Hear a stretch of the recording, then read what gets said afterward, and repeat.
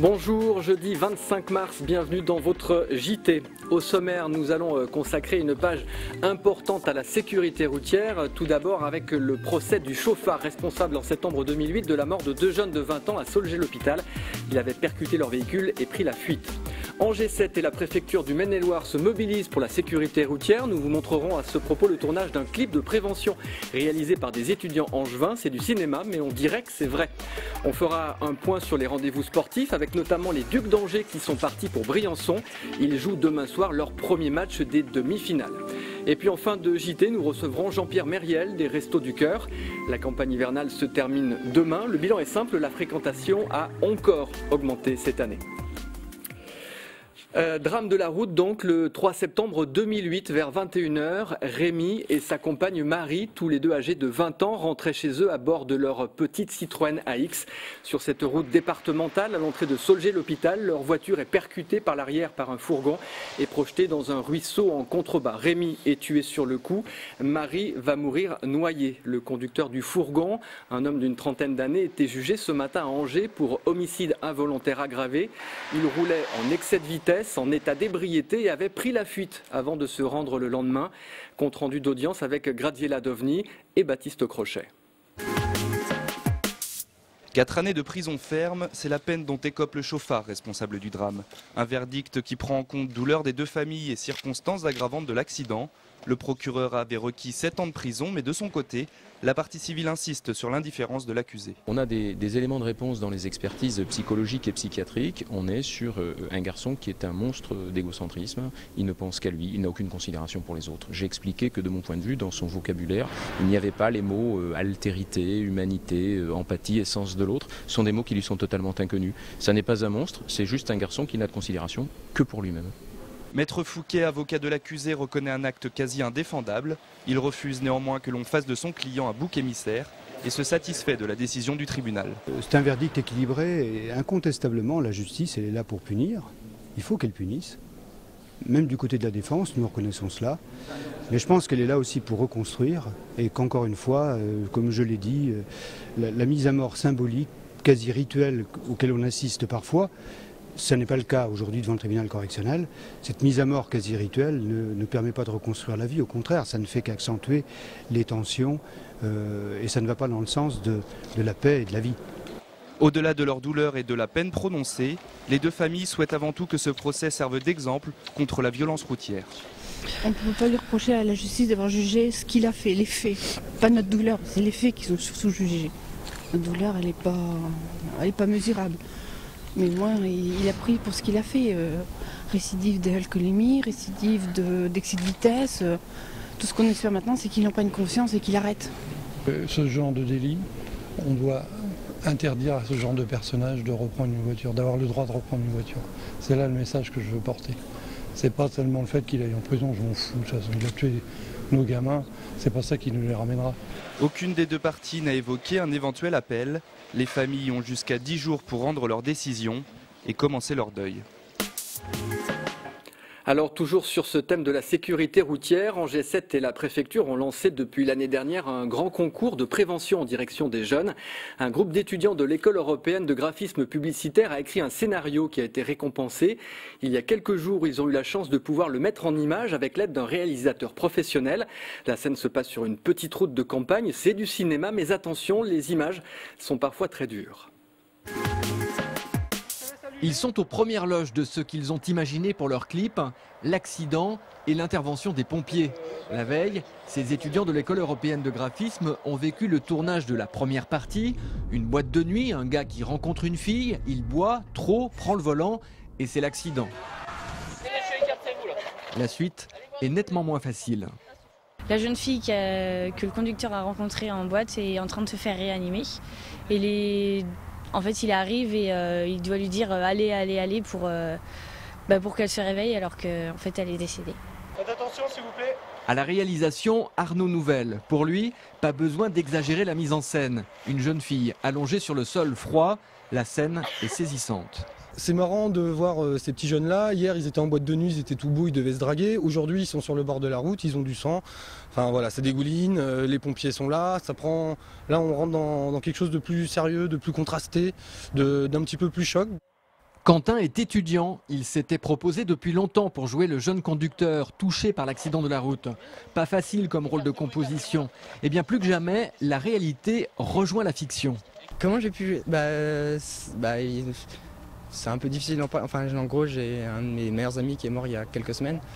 Et je me suis dit que ce serait un bon moyen, pas pour le jouer, mais tout simplement pour lui rendre hommage et voilà, montrer que ça peut arriver à n'importe qui et que c'est pas que en le voyant à la télé que ça peut arriver. Et voilà, ça arrive aux vraies personnes aussi dans la vraie vie, quoi. Heureusement, sur ce tournage, on a un peu rigolé. Mais dans la vraie vie, c'est juste un drame absolu. Depuis le début d'année, on compte 11 tués sur les routes du Maine-et-Loire. 4 avaient moins de 25 ans. Voilà, et ce clip sera prochainement diffusé sur notre antenne. En complément, sachez que mercredi prochain, le 31 mars, un grand rendez-vous de sensibilisation à la sécurité routière est organisé, place Leclerc à Angers. L'animation sera assurée par la compagnie Jobitume. Impossible de vous dévoiler ce qui va se passer, mais cela promet d'être frappant. Rendez-vous donc à 15h, place Leclerc. Plus léger maintenant, c'est notre homme du jour, Michel Galloyer, est aux portes de l'Elysée. Le célèbre boulanger angevin vient de remporter le Grand Prix de la baguette de tradition française de la ville de Paris. Une distinction de plus pour celui qui a débuté sa carrière à Angers et qui dirige maintenant de nombreux magasins à travers le monde. Eh bien, pas seulement par tradition, le lauréat devient celui qui fournit la table du président de la République française. Nicolas et Carla Sarkozy dégusteront sans doute prochainement le pain de Michel Galloyer. On passe au sport avec un rendez-vous important au hockey sur glace. Les Ducs d'Angers sont partis ce matin en train et avec beaucoup d'entrain, direction Briançon dans les Hautes-Alpes. Vendredi et samedi soir, ils jouent les 2 premiers matchs de leur demi-finale de Ligue Magnus. C'est en quelque sorte la revanche puisque l'année dernière, Briançon les avait privés de finale en les battant 3-2. Cette fois-ci, ils espèrent bien réaliser un coup. En plus, Olivier Molia d'Angers 7 les accompagne. Il nous fera revivre ces matchs dès lundi. Mais attention, la prudence est de mise. Écoutez Martin Lacroix au micro de Jean-Baptiste Goupil. Pour l'instant, on a une chose en tête, c'est vraiment le match de demain soir. Puis on ne voit pas plus loin que ça dans la série pour le moment. On a l'intention de remporter le premier match. Puis ensuite, on pourra discuter du deuxième match, mais en fonction de ce qui s'est passé au premier. Mais pour l'instant, c'est que demain soir qui compte. Puis le reste de la série, c'est pas un sujet d'actualité pour l'instant. Allez, nous passons maintenant à notre invité, Jean-Pierre Mériel, bonsoir. Bonsoir. Alors vous êtes responsable du centre d'activité des Restos du Cœur d'Angers. Alors on va voir quelques images. La campagne hivernale qui avait débuté début décembre s'achève. Dès demain, elle sera terminée. On est passé vous voir ce matin rue du Mail avec encore beaucoup de monde. Ce que je vous propose pour commencer, c'est d'écouter quelques témoignages de bénévoles qui ont beaucoup travaillé, des témoignages recueillis par Jean-Baptiste Goupil. On les écoute. Ça commence à tirer quand même. On est bien content que ça s'arrête parce que c'est du travail. Ça a été une campagne ordinaire, mais il y a toujours plus de bénéficiaires. La distribution d'hiver se termine avec regret pour nous, comme pour ceux qui en bénéficient. Eh bien, je souhaite que l'année suivante, on soit toujours présent pour leur donner un peu plus. Leur donner un peu plus, est-ce que c'est peut-être le résumé de la saison qui vient de s'écouler, toujours plus ? Toujours plus, oui, effectivement, puisque cette année encore, nous avons une augmentation importante de la fréquentation. L'année dernière, nous avions 1171 familles. Cette année, nous en avons 1351. Avec demain après-midi, puisque nous terminons demain, il y aura à peu près été distribué 212 000 repas au cours de l'hiver. Alors ça veut dire sur Angers une augmentation de 15%. Est-ce que c'est une augmentation que vous aviez imaginée ou qui vous surprend ? On l'avait imaginé bien évidemment puisqu'on pensait effectivement être dans ces chiffres-là. Elle demeure quand même importante et inquiétante. Inquiétante parce que ces 15% se surajoutent à 10% l'année précédente qui eux-mêmes se sont rajoutés à 10% l'année d'avant. On augmente constamment. Alors, si on peut dire comme ça, quelle est la nouveauté ou peut-être les nouvelles populations que vous avez pu découvrir cette année ? Alors, ce qui apparaît notamment cette année par rapport à l'année dernière, c'est une augmentation très importante des personnes seules, quasiment la moitié. Auparavant, les années précédentes, ça représentait entre 30 et 40% ou plus des personnes accueillies. Cette année, c'est la moitié, c'est très très important. Et on reçoit ces personnes le mercredi matin et le vendredi après-midi. Mercredi dernier, nous avons reçu en 2 heures plus de 329 personnes. C'est une grosse gestion des flux. Grosse gestion des flux, avec hélas un passage au-delà du seuil de convivialité, même si, vous l'avez vu, les bénévoles sont toujours très très très présents auprès des personnes accueillies. C'est vrai aussi que c'est quand même, d'autres l'ont dit, stressant, fatigant. Pour les bénévoles, également pour les personnes accueillies. Ceci dit, ça se passe dans de très très très bonnes conditions, il n'y a aucun incident. Alors, on sait que la population des demandeurs d'asile est importante à Angers. Est-ce que c'est une population que vous accueillez ?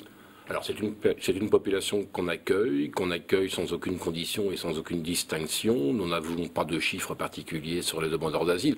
Ceci dit, il est bien évident qu'ils apparaissent très fortement quand on accueille les personnes seules. Voilà, c'est une personne. Des soucis avec cette population ? Aucun. Strictement aucun. Des soucis, oui, de communication, mais des soucis au sens où vous sembliez l'entendre, non. Des soucis de communication dans la mesure où on n'est jamais très sûr de répondre à leurs besoins vrais. On parlait des bénévoles qui, on le sait, peut-être combien déjà de bénévoles à Angers ? Actuellement, 194 bénévoles. Alors qu'ils font un travail, on le sait, extraordinaire. Oui. Est-ce que vous avez aujourd'hui assez de bénévoles ? Aujourd'hui, oui, effectivement, 194 bénévoles, c'est effectivement suffisant, en sachant qu'on a constamment des demandes de bénévolat, aussi des bénévoles qui s'en vont, parce que les bénévoles sont souvent des retraités et qu'il y a un moment où arrive la fatigue, une fatigue trop importante, parce que c'est un travail important. Mais aussi c'est un chiffre qui n'est pas trop important dans la mesure où une distribution, et on en fait 6 par semaine, une distribution mobilise 50 bénévoles.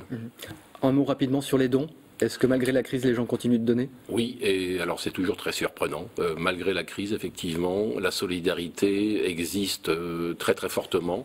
Et je crois que les Restos du Cœur parlent beaucoup à la population, en juin et à la population française d'une manière générale. Je crois aussi sur le thème de « ça pourrait être nous ». D'accord. Jean-Pierre Mériel, je vous remercie. Je précise pour terminer très rapidement que le DVD des Enfoirés reste en vente et qu'il contribue beaucoup à votre budget. Merci d'avoir suivi ce journal. Demain, vous retrouvez Fabrice Gadon.